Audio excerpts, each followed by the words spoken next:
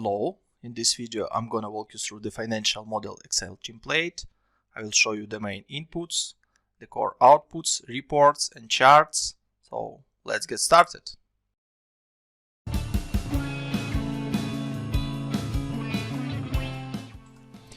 On the dashboard you can set up your core inputs or drivers for the model, review the core charts such as revenue breakdown, profitability, cash flow and cumulative cash flow. And also review the core financials, which is summary of your financials by years. So let's start from the core inputs. On the top left section you have up to 5 product types or groups. So all these yellow cells are changeable. So you can set up product A, product B, or any other name you would like. The next step is to set up the launch date or start of production for each of these product types. You can use drop down and set any months within this 5 years model. The next step is to set up your production volume maximum monthly capacity in units. What does it mean? It means that in 2021 for product type 1 you can produce maximum 1000 units per month. Obviously you will not produce the maximum monthly capacity, so there is a monthly capacity utilization percentage. This is by product types and by years. And for example, if you put here 80%, it means that for 2021 in average you will produce 800 units per month instead of maximum 1000 units. So this percentage can grow over time, for example 80, 82, 84, etc. And obviously after you produce these product types you need to sell it. So in this step you can set up the product sales price per unit. It can also be changeable by years and by product types. Finally, on the top you can set up the inventory percentage, because obviously you need some inventory to produce these product types. So once you set up all these fixed expenses, variable expenses, COGS, wages, CapEx and asset steps, you may review your core financials and core charts. I will explain a bit later about other tabs.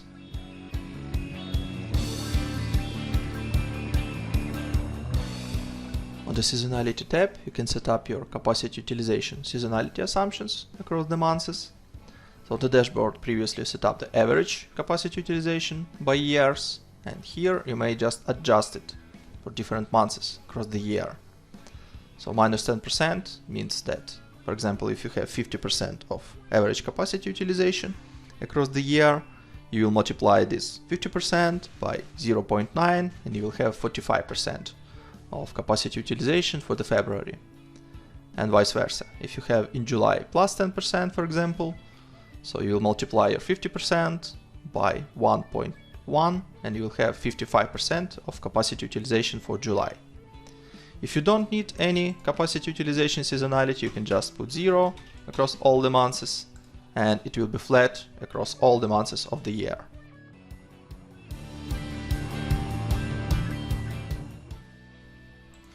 Also on the dashboard you may set up your working capital assumptions. There are 2 main sections, which is accounts receivable and accounts payable. Accounts receivable applied to revenue and accounts payable applied to COGS. You have up to 4 time frames to set up, from 0 to 30 days, 31 to 60 days, 61 to 90 days, and 90 to 120 days. So in total for each column this should be 100%. So if you set up 20, 20, and 20, the final time frame will show you the last part to have in total 100%, which is in this case 40%. Or it can be 50% first month, 50% second month, 0 and 0. So if you go to the balance sheet, you may see the accounts receivable calculation based on the AR revenue assumptions and accounts payable calculations based on COGS accounts payable assumptions.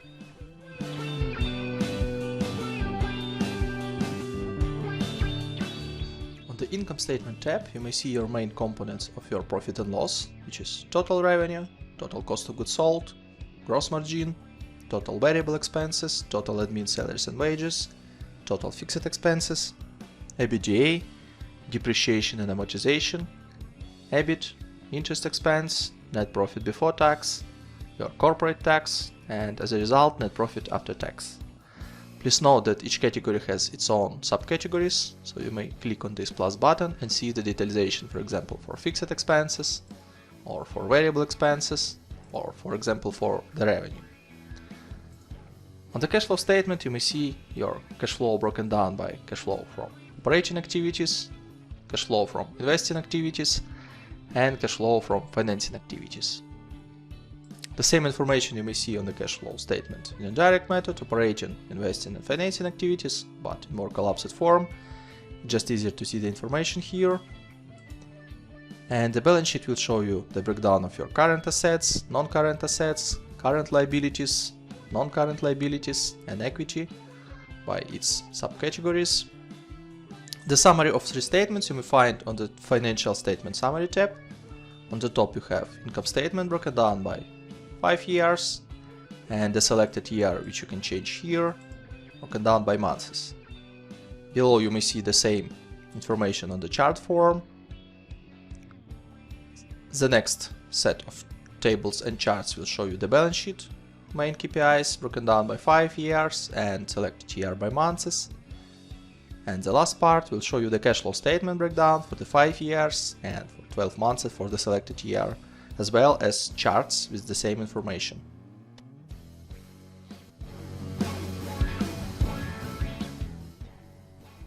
On the Sources and Uses tab, you may see the main sources of cash and main uses of this cash. So on the top you may see the funding structure, which is broken down by debts and equity amounts, and on the charts you may see the actual breakdown. Also you may see the gearing or debt to equity ratio here. The next report will show you the sources of funds broken down by different debts or grants, and equity broken down by funders, series A, B, and C. Just more detailed view of funding structure on the top. And finally, below we may see the report, which is very detailed view of sources of cash, which is revenue receipts, debts, and equity, and uses broken down by COGS, variable expenses, fixed expenses, salaries, debt repayments, interest repayments, corporate tax paid, capital expenditure, and finally the cash in bank. Also, you may change the amount of months, which is 1 year, 2, 3, 4, and 5 years. So for example, for the year 5, you may take a look on the sources and on the uses. And below on the chart, you may see this report in the graphical form, which is more easier to review.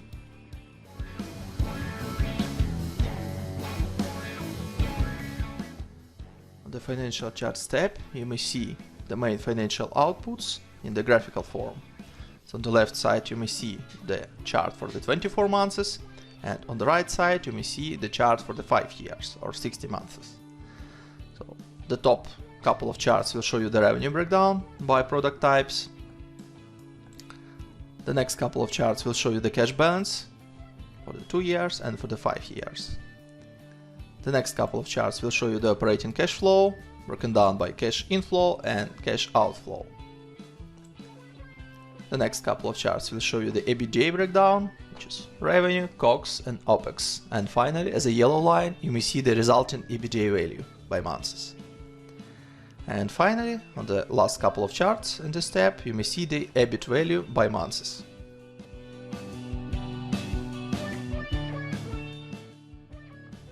On the Operational Charts tab, you may see the main operating outputs of the model, broken down by 2 sets of charts for 24 months from the left side and for the 5 years or 60 months from the right side.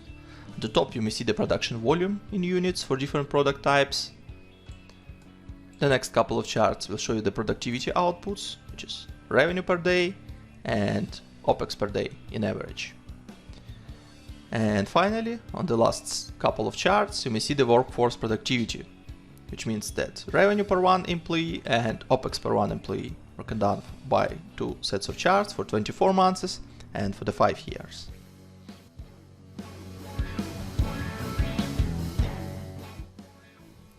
On the Benchmarks KPIs tab, you may compare your financial outputs with your industry benchmarks.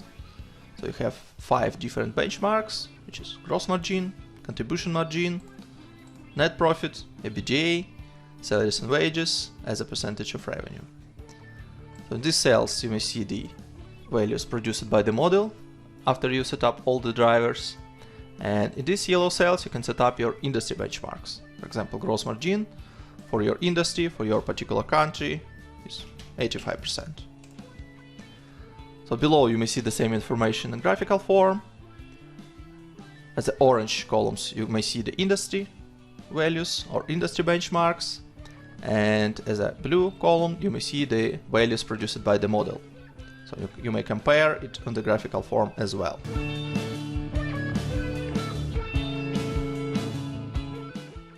On the top revenue tab you may see the absolute values of your revenue breakdown by product types and percentage breakdown.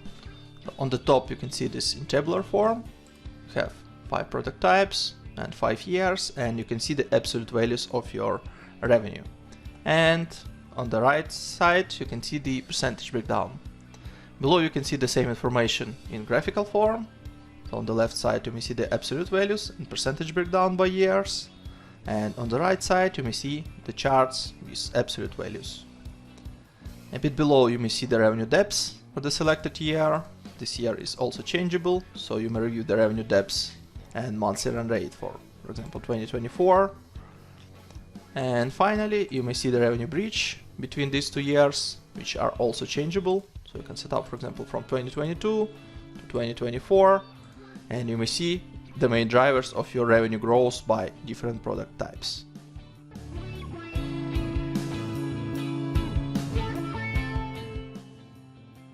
On the top expenses tab you may find the breakdown of top 4 expenses categories, and all other expenses collapsed into other category.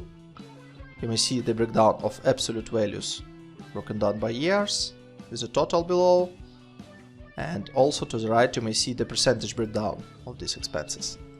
The same information you may see on the charts below, which you may find the percentage breakdown and the absolute values breakdown. On the couple of charts below you may find expenses depth and monthly run rate for selected year. You are able to change this year, and you may see the absolute values and percentage breakdown on the pie chart. On the expenses bridge you may find the main drivers of expenses growth between these 2 years. These years are also changeable, so you may select the first year and you may select the last year. And you may see that total expenses starting in 2020 will change to total expenses in 2024 by this waterfall.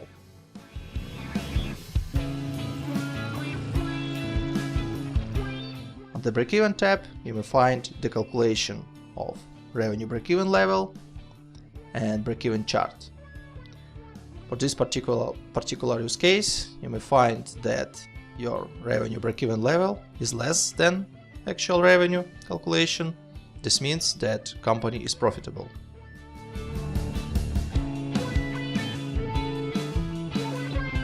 On the Valuation tab you may see the calculation of company valuation based on the cost of equity, which you may input here, cost of loans you previously inputted on the dashboard, calculation of resource share you may see here. There is also tax rate, and here you may find the weighted average cost of capital.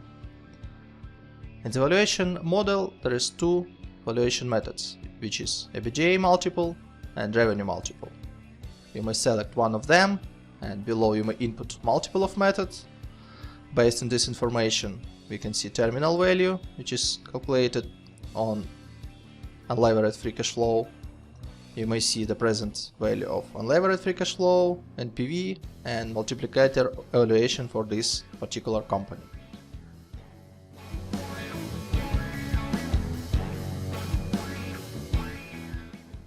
The color coding in the model is very simple. You may change any yellow cell in any yellow sheet within the model.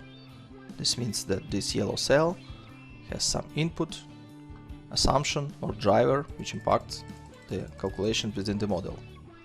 Blue sheets means that on these sheets there are some charts, reports and other information which can be useful for reporting purposes. On the tabs without color, you have some extra calculations related to revenue, to debts, equity, inventory, and everything which is needed for the reporting. Additionally, you have Contents tab, which allow you to navigate across the model very simple. So you may click on any report and you can go back. It is broken down by reports, assumptions, statements, and setup. There is short explanation about what each tab does, but if you want to know more, you can go to How To and to see more detailed explanation of what each tab does and what inputs you may find on this sheet and what kind of outputs you may find on this sheet as well. Any header of this section is also clickable, so you may click on, for example, Book Assets, and you go directly to this tab.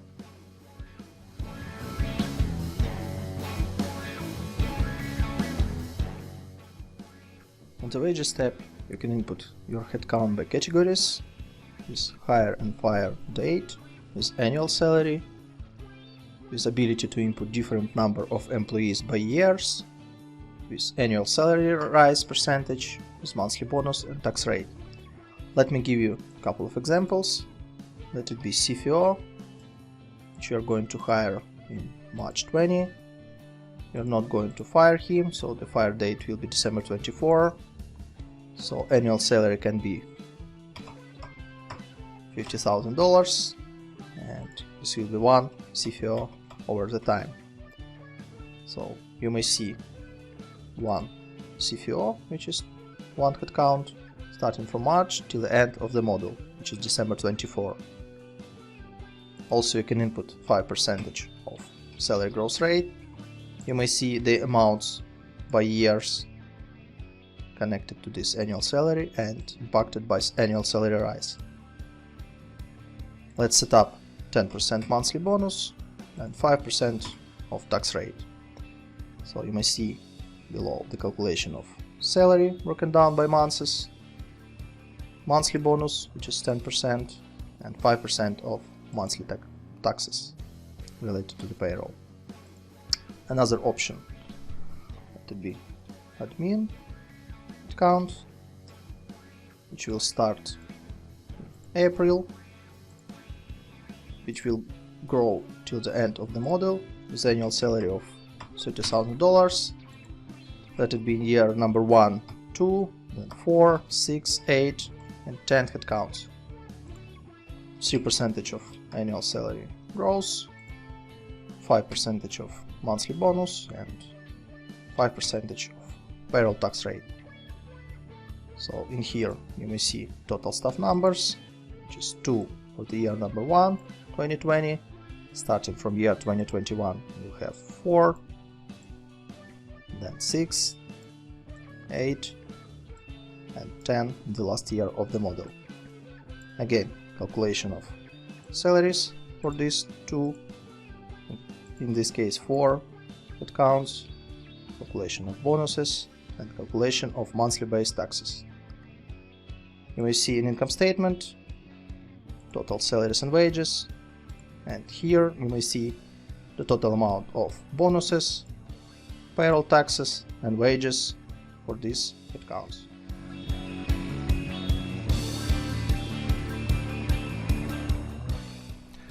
On the COGS tab, you may set up the main components of your cost of goods sold for each of product types. So we have two sections or two approaches. You can set up to 10 line items for COGS as a percentage of revenue and 10 line items for COGS as a dollars per unit. So you can change the names, for example, packaging or any other name you would like to use. So you can set up for this line item, for example, 6, 7, 8, 9, 10, and it will be calculated as a percentage of revenue. And other option is to set up as a dollar per unit. So this means that you have 100 of units produced and $10, so you will just multiply count of units produced by dollars per unit. Below you may see the calculation of COGS for each of product types And finally, in income statement.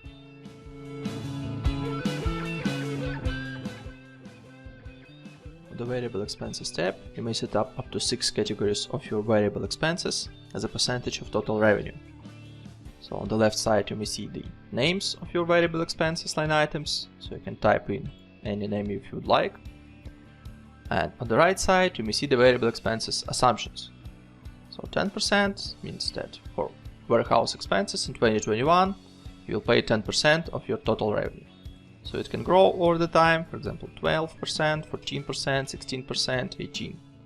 Or you can decrease this percentage over the time, 9, 8, 7, 6. Below you may see the calculation of these variable expenses. And finally, income statement, under the variable expenses category, you may see the line items and monthly values for your variable expenses.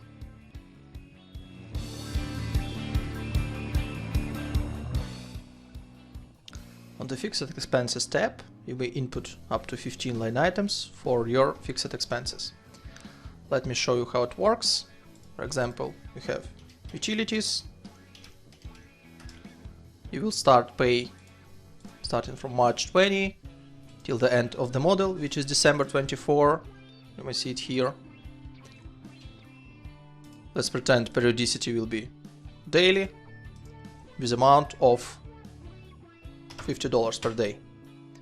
So you may see these amounts in here. It is calculated based on count of days within this month. So obviously in March 20 you have 31 days. That's why you will have 1550. In April you have 30 days. This means this will be $1500. Also, you have ability to input some growth rate year over year. Once you input this growth rate, you will see that your utilities will grow over year. Let me give you a couple of other expenses types. For example, advertising.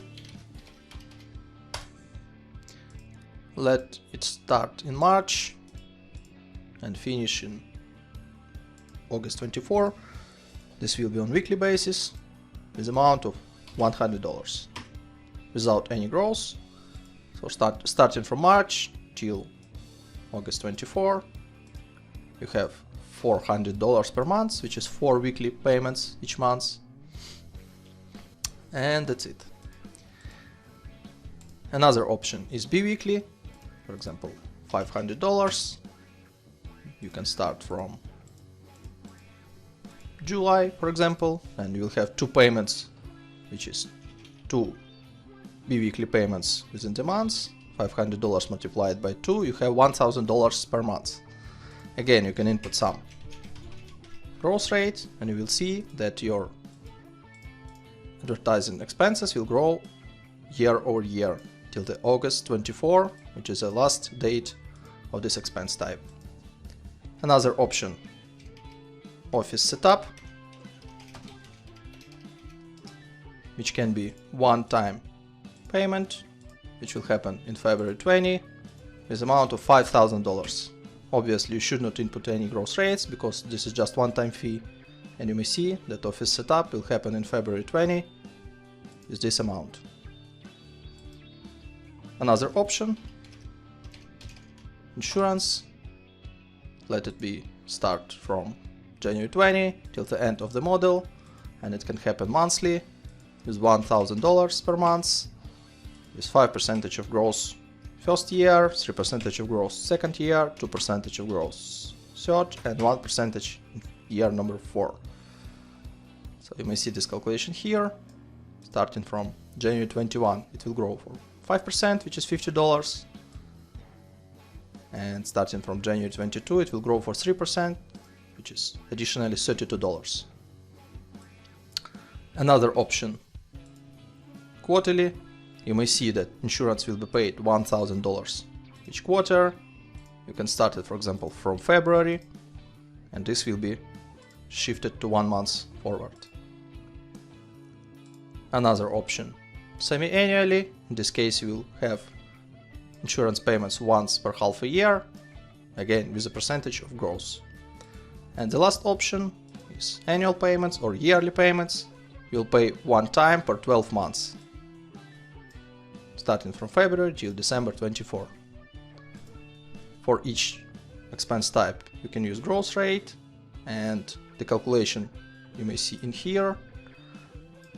Also in income statement you may find total fixed expenses group. If you will ungroup this section, you can see these amounts broken down by months and by fixed expenses line items.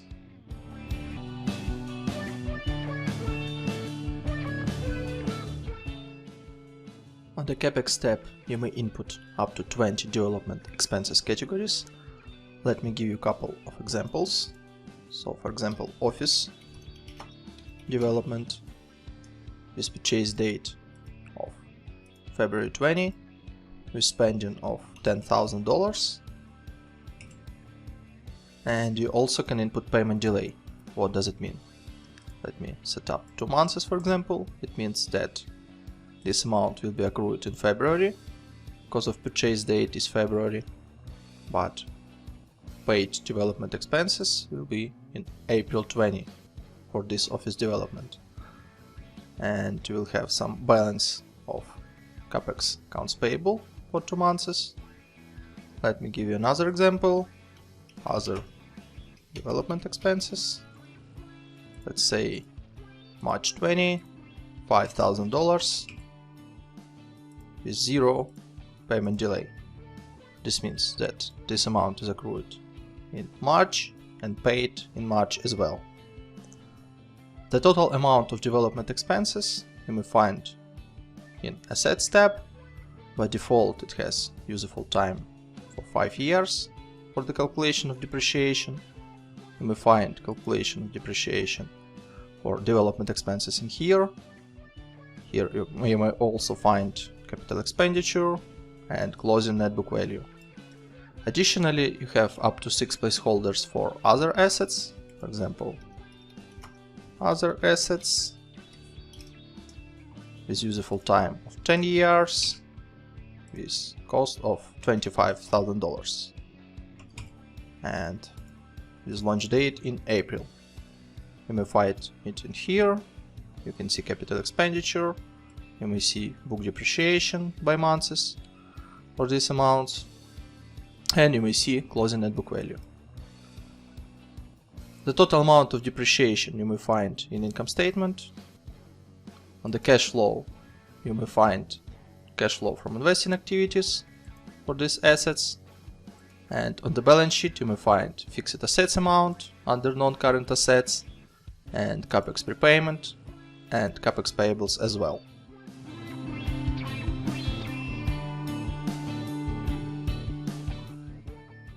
On the capitalization table you can input different founders and investors contributions broken down by different dates of funding with different cost of share for each series, and you can see the dilution of shares after each round and pre-money total equity and post-money total equity.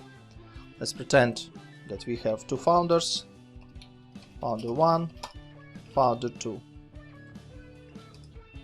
So total amount of shares for founder 1 can be 10,000, for founder number 2 20,000. Let's imagine that cost of share will be $2 and the date of founding is February. This means that investment for founder 1 is $20,000, for founder 2 is $40,000. In total they invest $60,000, which you may see here. The dilution is 33 to 67% of shares. So let's pretend that for Series A we have 1 investor and the date of issuance is May. Cost per share is $5 per share and number of shares is 1,000. So total amount of investment will be $5,000. You may see that before the Series A total equity was $60,000, after is $65,000, and investor 1 will have 3.23% of shares, and the shares of founder 1 and founder 2 also diluted, 32.26 and 46.52%. You can also input some amounts for Series B and Series C. The same way you can set up the date, cost of share, and up to 5 investors is up to 5 placeholders for number of shares. The amounts of funding you may see in the cash flow, in the ordinary equity risings, and you may see the balance sheet, which shows you the total equity by months.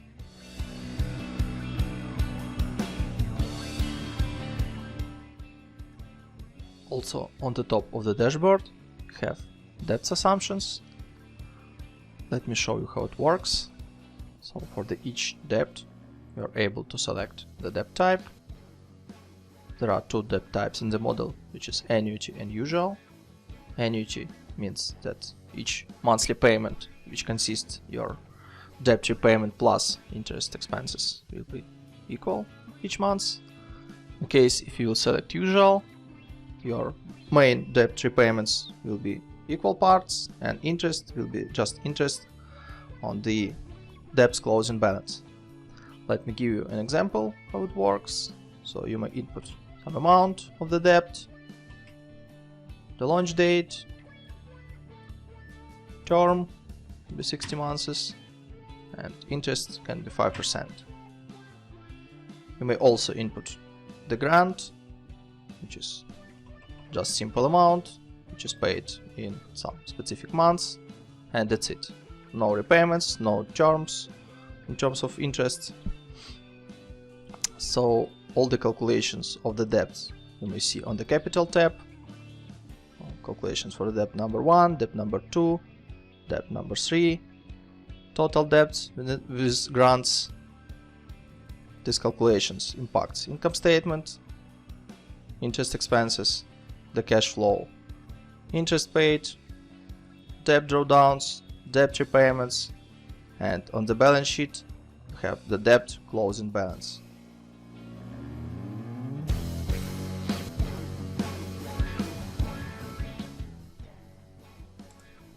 On the top of the dashboard you have currency denomination and taxes setup. So currency inputs means that you can input all your drivers for the model using one currency. You have currency outputs.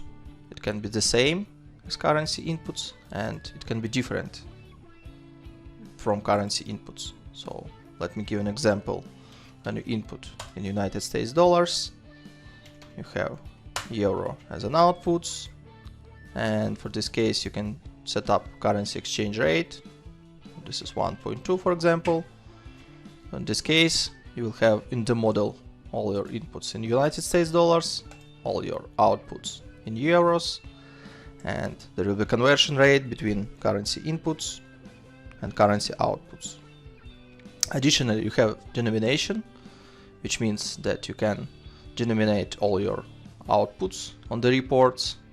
In this example you have denomination is 1000, mean that your outputs is denominated by 1000. You can select millions. You may see that now it is in $1,000,000. You can set also billions or without any denomination. Additionally you have corporate tax setup. You can change this number and this will impact tax expenses in your income statement. I hope you enjoyed my video. Thanks for reviewing this. You can find more on my website finmodelslab.com, and we'll see you later in the next videos.